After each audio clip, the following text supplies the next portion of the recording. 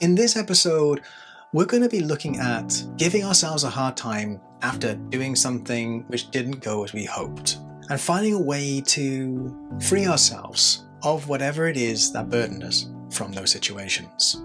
I would like to call these ones hindsight assessments, where we assess ourselves thanks to the information we've gained through hindsight. Let's have a look at what identifies a hindsight assessment. How do we know we're giving ourselves a hindsight assessment? The easiest way to do it is through language. And the key words you know when you're definitely going through a hindsight assessment are these three words: should, would, and could. If you start saying, oh, I should have done that, and I could have done that, and I would have done that, it's so obvious now, then I would say you're definitely giving yourself what I will call a hindsight assessment. But that last one I said, where we go, it's so obvious now.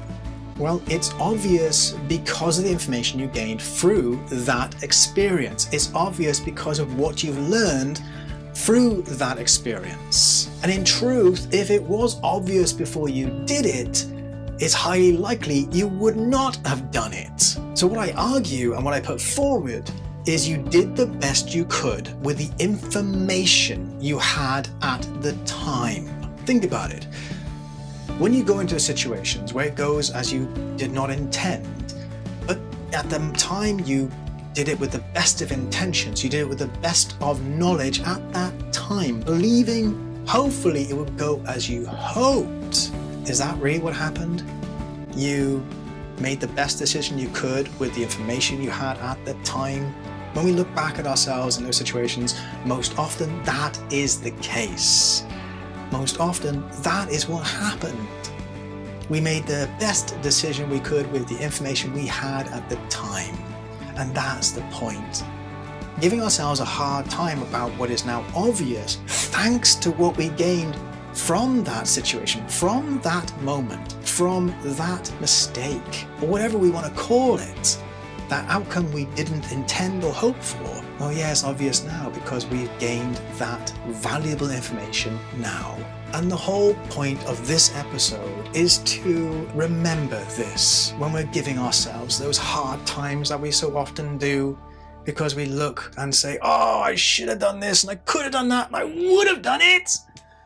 I invite you to accept that you did the best you could at the time. You did the best you could with what you had at that time.